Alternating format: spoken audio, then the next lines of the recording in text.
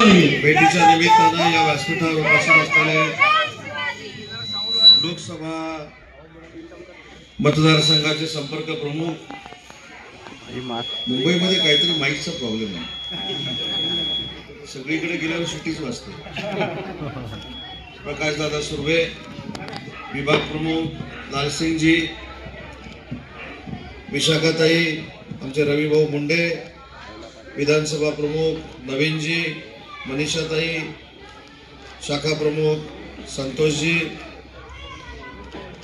महिला शाखा संघटक शीतलताई, व्यासपीठावरील सर्व सन्माननीय मान्यवर आणि मोठ्या संख्येने उपस्थित बंधू आणि भगिनींनो,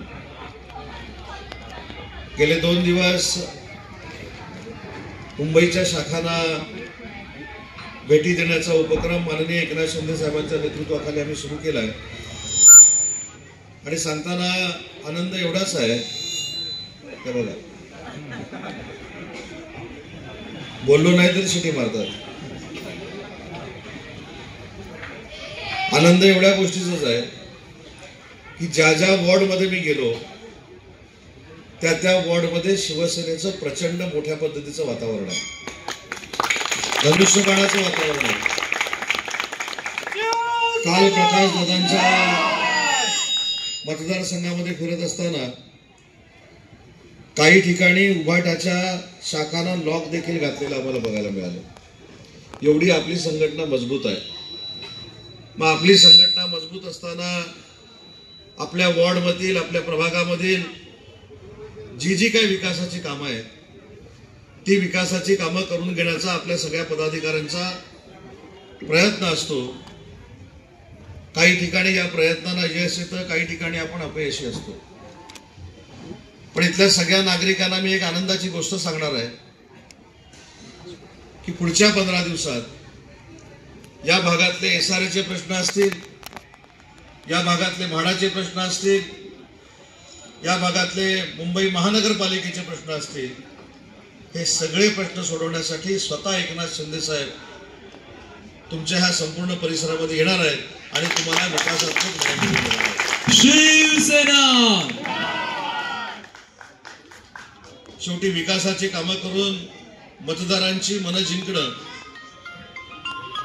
हे देखील एक कसब आहे आणि ते कसब नक्कीच आपले मुख्य नेते एकनाथ शिंदे साहेबांमध्ये आहे.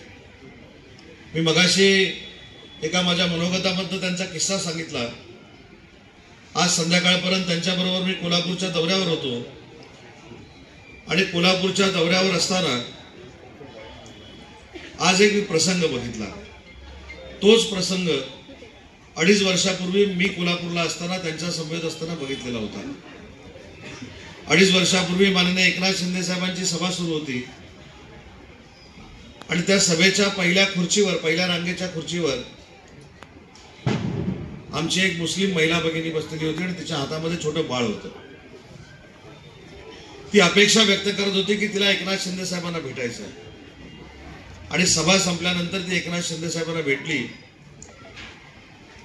भेटल्यानंतर तिनं काय सांगितलं की माझ्या हातामध्ये जे बाळ आहे, ज्याला आपण आपल्या संस्कृतीमध्ये, आपल्या हिंदू धर्मामध्ये बारसं म्हणतो, ते बारसं मला या स्टेजवर करायचं आहे आणि त्या मुलीचं नाव मला दुआ ठेवायचं.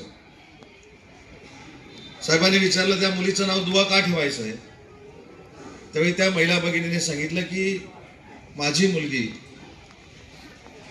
ज्यावेळी तिचा जन्म झाला त्याच्यानंतर आजारी होती आणि तिची शस्त्रक्रिया करणं गरजेची होती. तुम्हाला हे कळल्यानंतर तुम्ही जी काय मदत करायची ती केली आणि त्या सगळ्या कठीण प्रसंगातनं माझी मुलगी देखील वाचली आणि आमचं कुटुंब सुखी झालं. तुमच्या आशीर्वादानं ती वाचली म्हणून तिचं नाव मला दुआ ठेवायचं. त्या प्रसंगामध्ये देखील मी साहेबांबरोबर होतो आणि आज तीच मुलगी 2.5 ते पावणे 3 वर्षांची झाल्यानंतर तिच्या आईबरोबर भेटायला आली होती आणि कुतूहलानं माननीय शिंदे साहेबांनी तिला उचलून घेतलं होतं आणि ती साहेबांच्या अंगाखांद्यावर खेळत होती. त्यावेळी साहेबांच्या चेहऱ्यावरचे जर भाव आपण बघितले असते तर आपल्याला एक मनापासूनचा आपल्याला देखील आनंद मिळाला असता की ज्या मुलीचं जीवनच उद्ध्वस्त झालं होतं त्या मुलीला आयुष्य देण्याचं काम माननीय एकनाथ शिंदे साहेबांच्या मदतीतनं झालं आणि ती मुस्लिम भगिनी पुन्हा एकदा त्या 2.5-3 वर्षाच्या मुलीला घेऊन साहेबांना सांगत होती की तुमची नात आजोबांना भेटायला आलेली आहे. मी तुमच्या पिक्चरची स्टोरी तुम्हाला सांगत नाही. 2.5 वर्षापूर्वी त्या सभेला देखील साहेबांबरोबर मी होतो आणि आज देखील ती ज्यावेळी मुलगी साहेबांना भेटली त्यावेळी देखील साहेबांबरोबर मी होतो.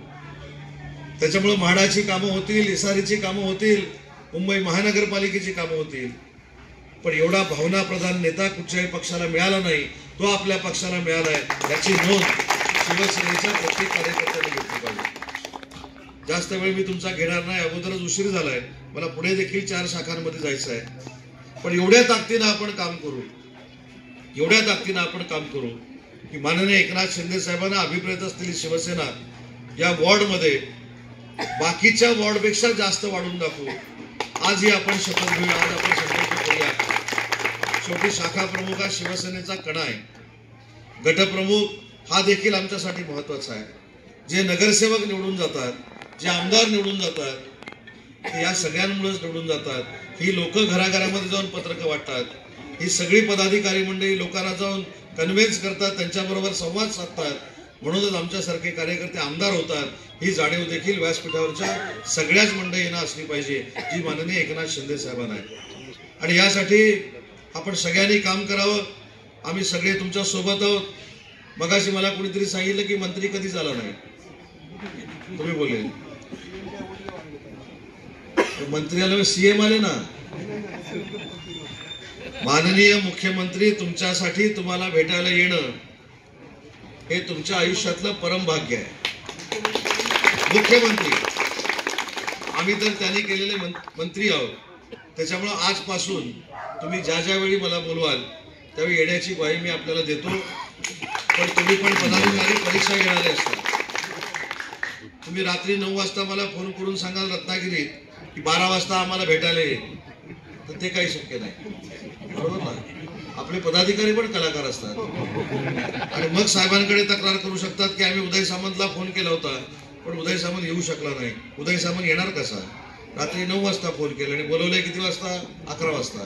तर असं काय करू नका. प्रकाश दादांच्या नेतृत्वाखाली फार चांगल्या पद्धतीनं संघटन या ठिकाणी सुरू आहे. फक्त युवा सेनेच्या पदाधिकाऱ्यांना मला विनंती करायची आहे, युवा सेना कशी वाढवायची हे जरा माननीय प्रकाश दादांच्या मतदारसंघामध्ये जाऊन बघून या. राजदादा सुर्वेंनी कशा पद्धतीची युवा सेना वाढवली ते आपण तिथे जाऊन बघून या. युवा सेना हा देखील आपल्या संघटनेचा महत्वाचा भाग आहे.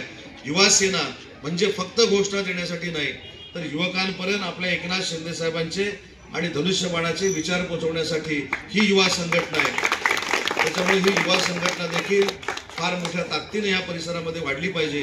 त्याच्यासाठी जी काही मला मेहनत घ्यावी लागेल ती मी नक्की घेईन. परंतु प्रकाशदादांना मला विनंती आहे की राजला देखील इथं पाठवा, राजला देखील या ठिकाणचं संघटन करायला सांगा. कारण शेवटी आपण एकनाथ शिंदे साहेबांचा पक्ष वाढवतोय.